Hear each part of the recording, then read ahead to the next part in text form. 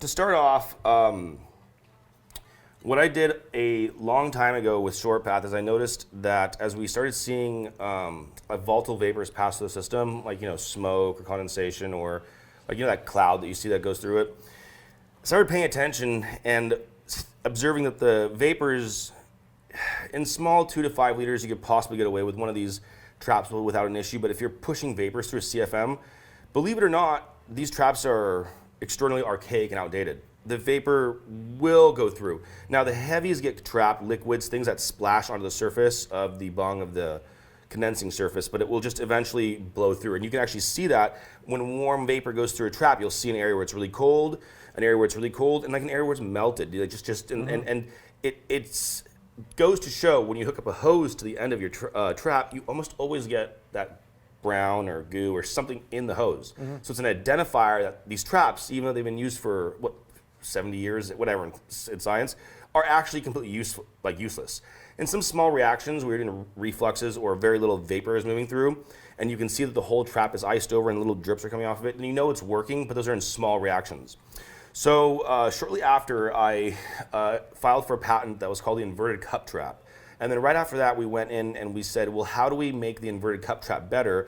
Well, the inverted cup trap was designed to basically send the vapors into the bung area, and it would turbulate in a cup that was upside down, that was linked in a monolithic design through the glassware, so you didn't have any temperature issues. It cooled the whole outside of the cup and the monolithic portion of it. And that made it so the vapors had to push into the cup, circulate it, and then drop out as condensate. And anything that wanted to sort of bypass it, like more volatile compounds, even the smoke that you would see in the short path, it stops at the cup. So it sounds like you're actually changing the path. It's not as easy to get from point A to point B. It's much harder, and you have to pass all these additional cold surfaces, which makes the whole cold trap action much more effective. So here is the cutaway of the stainless steel version of it, which is very similar to glassware. It's a little more elongated for the design principle and how it operates. And so the vapor has to go inside here and hit this cooling surface. Yep. And the surface is all being cooled by the same monolithic design core. Right. And so the vapor will have to crawl up. And that makes it extraordinarily difficult. It's like a night and day effect of just taking like a ramp and kind of like taking a dirt bike over and then versus falling off a cliff and having to climb back up. It's pretty much like that. So what we actually designed this trap for, in principle, was LN2. That was the goal, because glassware can be very sensitive to liquid nitrogen or ultra cold fluids. So we can weld the top off here and put 2 ports, and you can put CO2 in it, you can put gas in it, you can put a chiller on it, you can do whatever you want, or you can just use an immersion, which is the most easiest way of doing it because it's easy to clean the inside of that trap. So it sounds like you're saying I could put dry ice in here? Dry ice. I could put an immersion chiller with a little bit of acetone. Acetone or alcohol or ISO. And so the same thing, I can actually put liquid nitrogen in there as well. Yes. Now, the interesting thing is, for instance, liquid nitrogen on a trap like this, as you're familiar, these type of traps are as effective as carbon beds. You know, when they cryo freeze the bed out, and for major processes, those beds will stop a lot of contamination for turbos and diffusion. So will this, because it doesn't allow vapor to go right through it. It has to.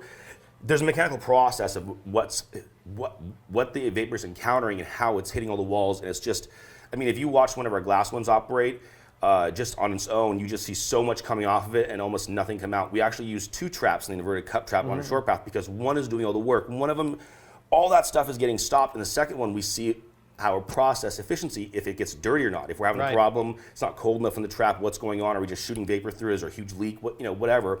But the second trap always stays clear. Like, we never have any issues with that trap. It's just that's the dry trap actually. And then the tube, the down tube that we use, signifies that when it stays clean like that, that both traps are fully functional. Yep. I've never seen that on any other manufacturer who has a standard cold trap and then puts another one there. They almost always blow through all the traps. It's always brown, something's going on. Yep. We even experimented a long time ago with ridges, made no difference. It was really?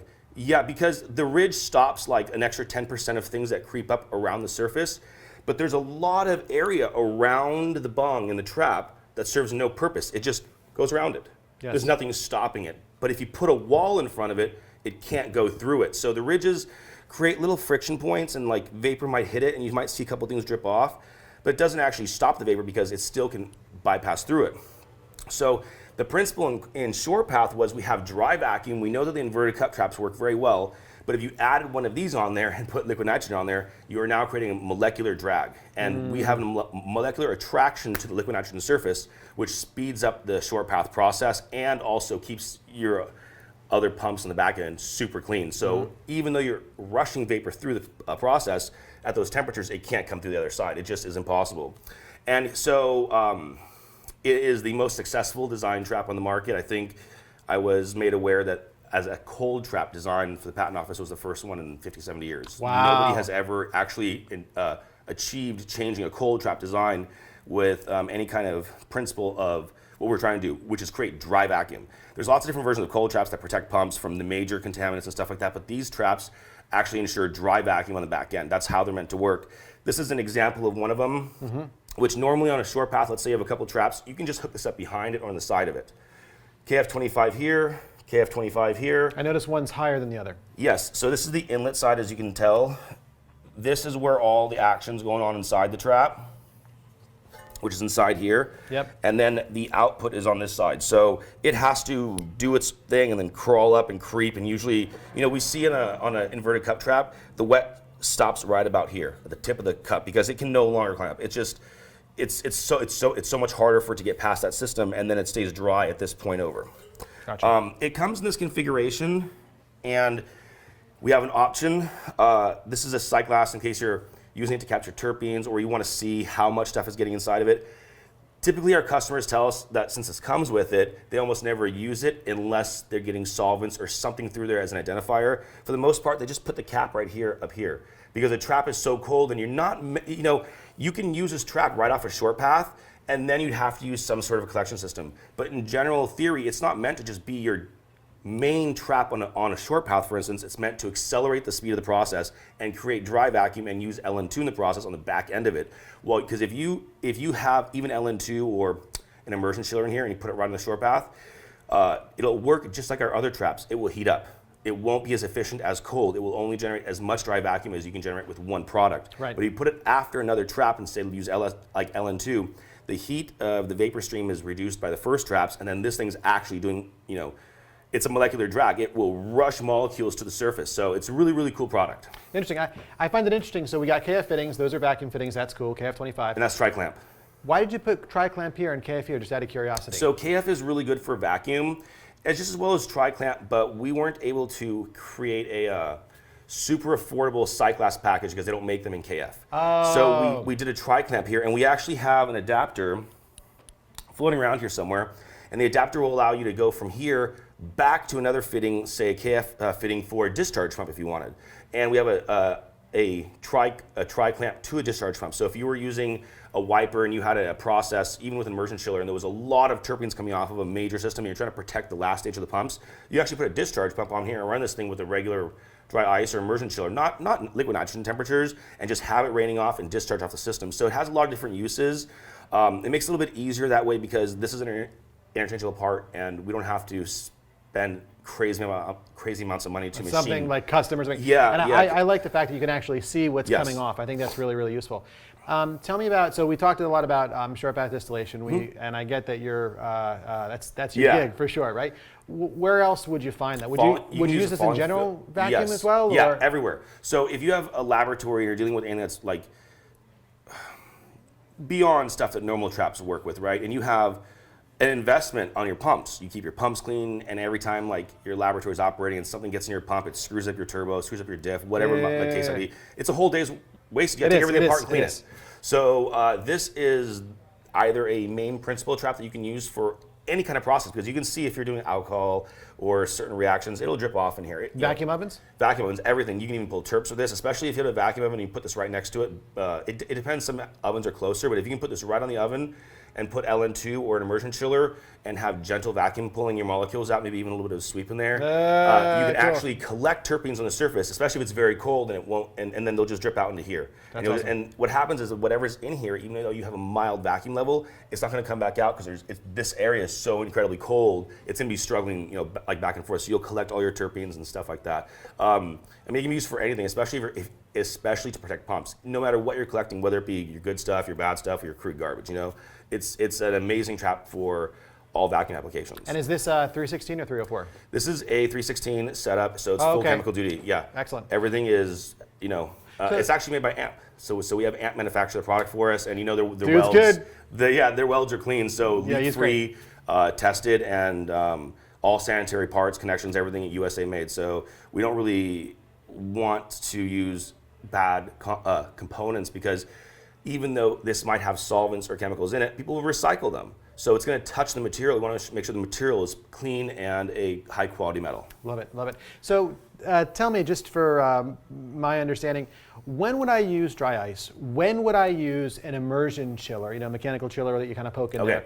And then when would I use liquid nitrogen? So we love polyscience chillers, right? And they make a IP80, IP100 model, which can go into any of the trap systems depending on the size of the bung that's ordered. The immersion that's ordered that goes into either bung that you're choosing to put in. You can have a little finger, you can have like a coil, you can bend up into a shape, or you can have an actual immersion coil. So as you know, if you were doing something, let's say distilling water, you probably use ice.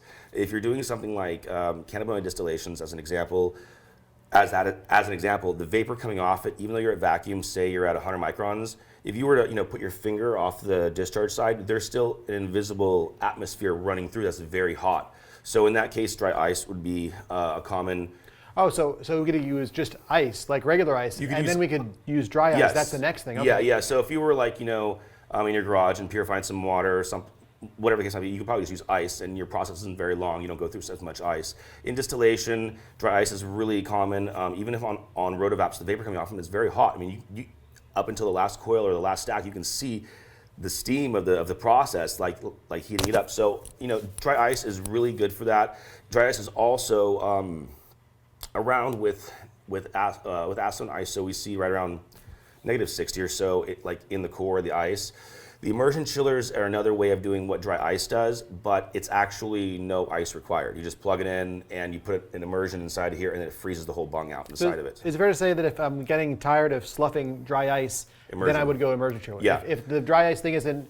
The immersion chiller is actually a little bit cooler. Is it really? It will run cooler, and the worst thing that you do is you have some moisture that piles up in the hole, and you just dump it, rinse it out, put new solvent in there, and put the immersion chiller right back in the bung. So it's really simple to use.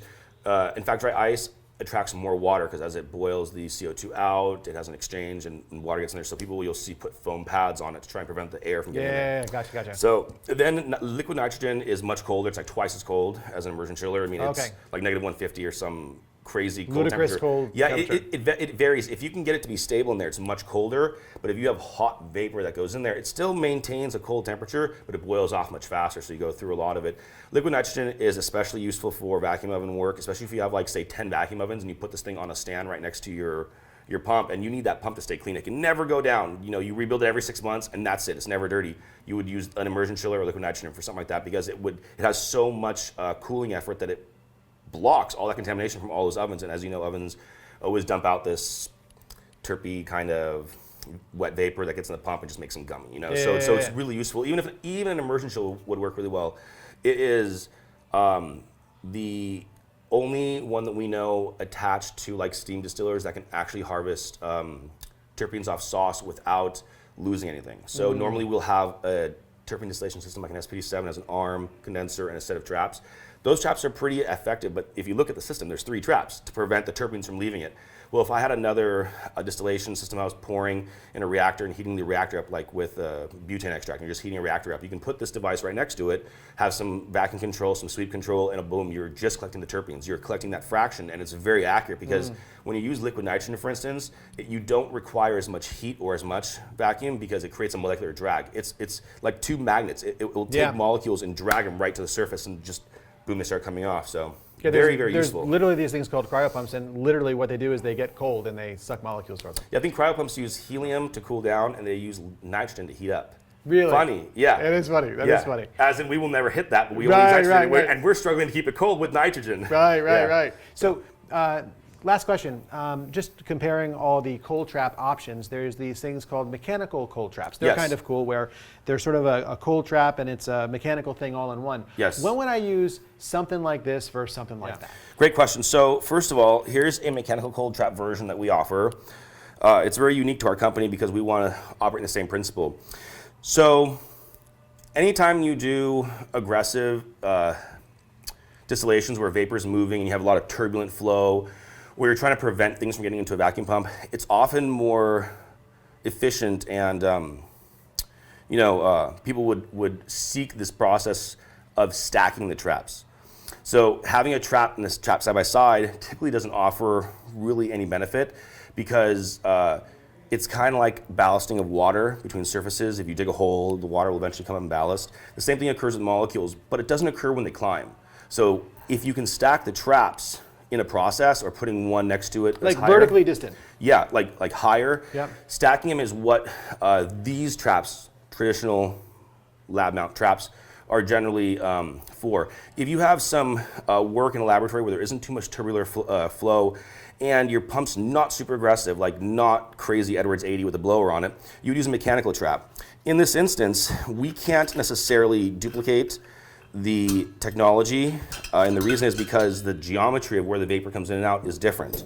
So in the same instance, we have a very similar type of effect where the mechanical trap cools, the body stays cold, and we have this section inside of it with plates and stoppers, and you can actually kind of see, right. It's almost like circular. Right. There's a big area there, and what that does is it forces the molecules to collide with each other, even though this core in a mechanical trap isn't as effective because you're only cooling the outside, and you're only relying on molecules that would otherwise touch the outside and then bounce out of the system, especially because if you've seen most traps, it's just a tube with a hole in it, okay? Mm-hmm. So we want the cooling effect of this to naturally transfer, thermal transfer to this and stay cold, but even if it heats up a little bit, we want to stop those molecules. We want to collide as many as we can together and just have it drop out, and then anything that's, the laminar flow of vapor, we don't want it to just jump over and just loop over. We want it to kind of do its thing. So that would be a good example of a higher tech mechanical cold trap, but in the instance of use, I would use this, say, maybe on like an analysis machine where everything's trapped. There's a 4-line trap and there's a material trap, and then you put something like this in place.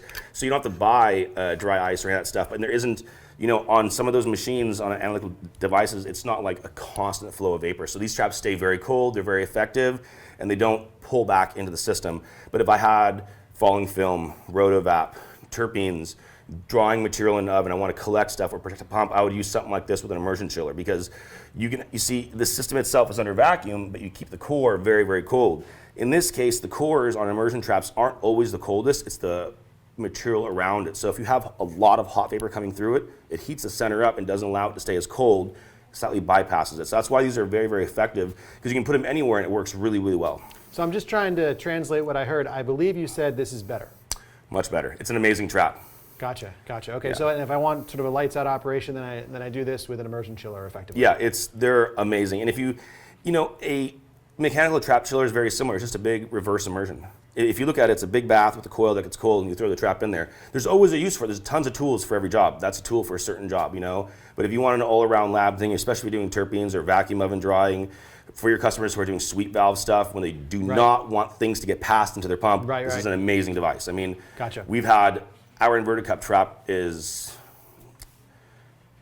one of those products you make and you never hear about. No one ever has a problem with it. That's awesome. It's an amazing product. That's awesome. So as far as, last question, is sizing. Mm-hmm. Like, how do I know how much? Do I need 1, 2, 10 of these? Like, is there a correlation or is that just an empirical thing? You just kind of have to try one. If it works, cool. Typically, if you have a process where there's a lot of heat off that, you want to visualize it like this. Every tool has a job, and sometimes one tool can't do 2 jobs, as in the instance of wet vapor and dry vapor. If you have a little bit coming in, the trap will keep it dry at the very end. Majority, like 99.9% of it.